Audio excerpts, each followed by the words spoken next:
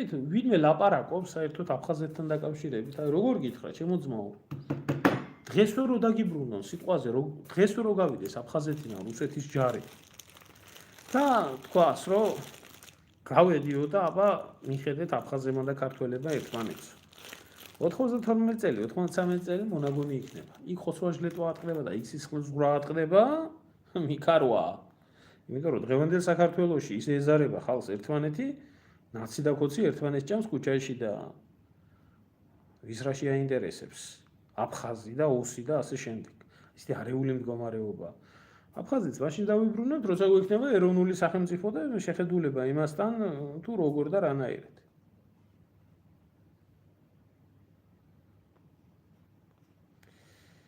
კი, მაგ არის ჩემი სოფელი. აეროპორტთან. ოდიშ თან ახლა პირადულ კითხვებსაც უპასუხე.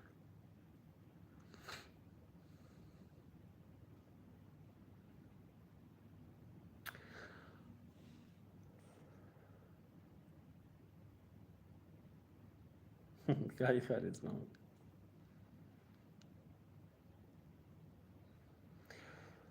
ნუ დიპლომატიური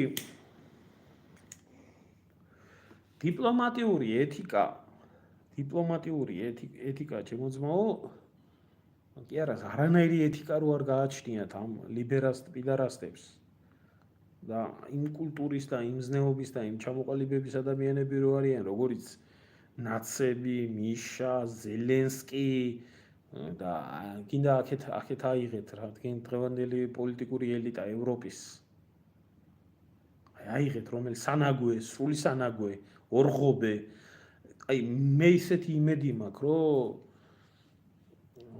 როგორ გითხრათ, იცით? ყველა ქვეყანამ ალბათ ადრე თუ გვიან უნდა გაიაროს ეს რთული პერიოდი და თავის დროზე შარლ დე გოლი ამბობდა ამას, დაუშვებელი არის ქვეყნის სათავეში დაბალი დონის ადამიანების მოსვლა, ისინი ქვეყანას თავის დონეზე დაიყვანენ. მასობრივად ევროპის პოლიტიკურ სივრცეებში არიან მოსული ასეთი დებილი და იდიოტი ხალხი. აი მაგალითად, როდესაც გერმანიის საგარეო საქმეთა მინისტრი იქნება ანა-ლენა ბერბოკი. აი ესეთი დებილი, ესეთი ჩამოუყალიბელი, ასეთი ავადმყოფი. ან მაკრონის თავრობა რო აიღო, აი პიდარასტები რო ყავდა, ეს ცოლქმარი რო ყავდა იმათ, ერთი საგარეო საქმეთა მინისტრად და მეორე პრემიერ-მინისტრად, მე მგონი თუ განათლების არ მახსოვს ახლა ზუსტად და ჩვენო მართალიაო ცოლქმარი ვართო ერთმანეთისო, მაგრამ ახლა ერთათო აღარა ვართო, რადგანაც რომ თავრობაშიო მოვედითო და ცოლი იმის მინისტრი იყო, ქმარი იმის.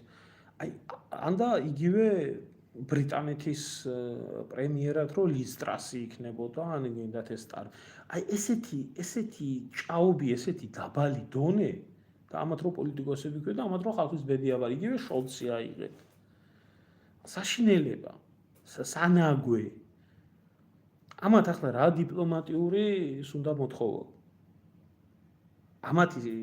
ამათი საქმე არის მთელი ეს ბინძური ლიბერალ-პიდარასტულ პოლიტიკური ელიტა, რომელსაც რასაც ატარებდნენ, მაგრამ ენგრევოთ ახლა თავზე ეს ხუხულა და ან კაია კალასები და ესეთი ამბები, რომ თუ ვინმეს უნდა დაწინაურება, პიდარასტი უნდა იყოს.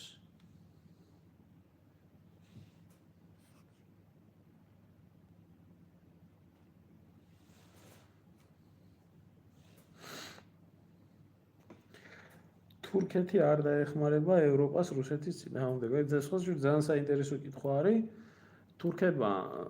თურქების პოლიტიკა ოდითგანვე თურქებს ეძახიან აღმოსავლეთის ბრიტანელებს სხვათა შორის. თავიანთი პოლიტიკის გამო. ძალიან დამპალი დიპლომატია აქვთ.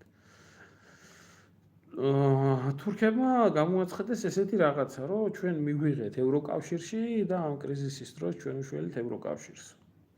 ახლა ისედაც გამაჰმადიანების გზაზე მყოფ ევროპას, რომელიც აი სულ ამ მუსულმანი დევნილების ხარჯზე იქნა შევსებული, ალბათ 84 მილიონიანი თურქეთი ჭირდება კიდე იმისთვის, რომ საბოლოოდ ალბათ გამაჰმადიანდეს. სხვათა შორის, აი ამ პრობლემებს რაც ევროპაში არის, ნაკლებად უკვირდებიან.